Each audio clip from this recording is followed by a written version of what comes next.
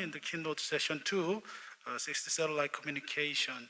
I would like to wrap up this session and then open the next invite talk, the back-to-back immediately, because we're gonna have another panel discussion after the invite talk. So let me open the next section. The next section is invited talk session 2. We have one invite to talk. Actually, the presentation title is a future technology trend toward 2030 and beyond. This talk will be given by Mr. Maniewicz. Actually, he is a director of the Radio Communication Bureau in the ITU. So would you please welcome the Mario in the presentation? Good day, everyone. I'm happy to be here today, and I would like to start by thanking the organizers for their kind invitation. I'm most happy to address you today on the work of the ITU, and in particular of its radio communication sector, regarding mobile communications future technology trends towards 2030 and beyond. The International Telecommunication Union, or ITU, is the United Nations Specialized Agency for Information and Communication Technologies, ICTs. We are committed to connecting all the world's people wherever they live and whatever they means. In the ITU radio communication sector, our mission is to ensure radio frequencies and any associated orbits are used rationally, efficiently, and economically, and countries or groups of countries may have equitable access to orbits and frequencies.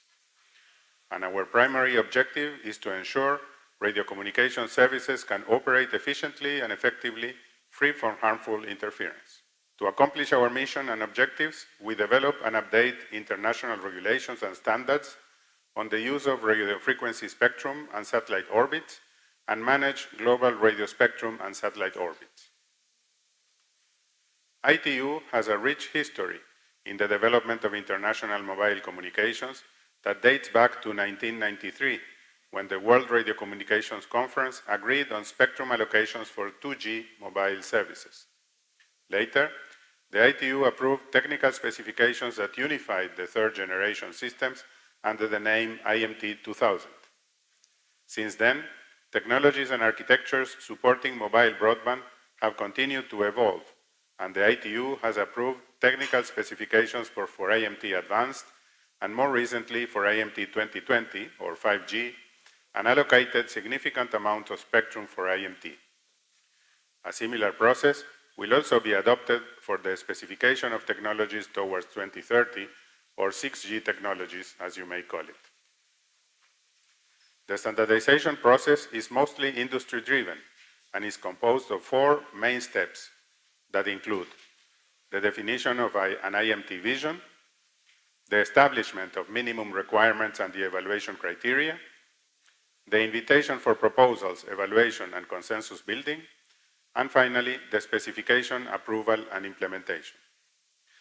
One of the key features of the IMT process is its ability to ensure that various radio interface technology candidates are handled in a neutral way. For IMT 2020, or 5G, we have concluded this whole process. And for IMT towards 2030 and beyond, we have recently begun to work on the first step of the process, the vision for the new technology. The ITU published on February this year the recommendation ITU RM2150, which detailed specifications of the radio interfaces for IMT 2020. The recommendation currently contains 3 radio interface technologies.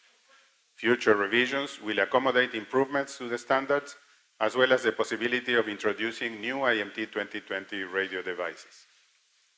Regarding IMT towards 2030 and beyond, we are still in very early stages, anticipating new use cases for IMT, identifying technology gaps, as well as new technology enablers necessary in the 2030 timeframe.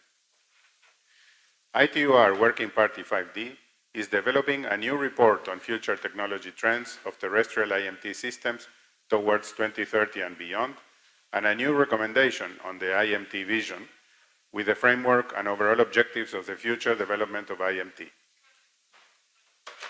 New services and applications envisaged towards 2030 and beyond include holographic communications, tactile and haptic internet applications, network and computing convergence, connectivity for everything, and interactive immersive experience.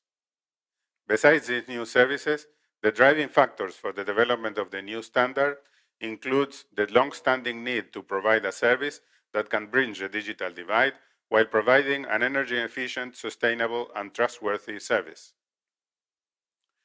Besides the definition of technical standards, the ITU allocates and identifies spectrum for international mobile telecommunications, which includes 5G and 6G services. The allocation of this natural limited resource is fundamental in the development of radio communication services. Global harmonization creates economies of scale, thereby enabling affordable devices and services, and enables international roaming, allowing citizens to use the same device in different countries. The allocation of spectrum resources is done through a process that is mostly driven by member states and is done through World Radio Communication conferences. It consists of defining the spectrum use and needs of the new service, defining the technical characteristics of the service, conducting sharing and compatibility studies, allocating and identifying spectrum if necessary, and finally, defining the channel arrangements for each band. The graph shows the total amount of spectrum identified for IMT in previous conferences, including the WRC-19. The frequency bands identified for IMT can be used for any generation of mobile services, 2G, 3G, 4G, 5G, or even 6G in the future. The next World Radio Communication Conference will also consider additional bands for mobile broadband, including IMT. ITUR study groups are currently conducting sharing and compatibility studies in response to each of these agenda items. As you can see, both the standardization and the spectrum harmonization process together enable the exponential growth in mobile services and broadband connectivity throughout the world. I would like to end by thanking Korea for its valuable contribution to an active participation in the work of the ITUR study groups. I invite all companies to continue contributing to the work of the ITUR and to the development of the global standards and regulations that address the future needs of 2030 and beyond. I thank you very much for your attention. Thank you very much. Okay, thank you again for the Mario Maniewicz for the invite talk.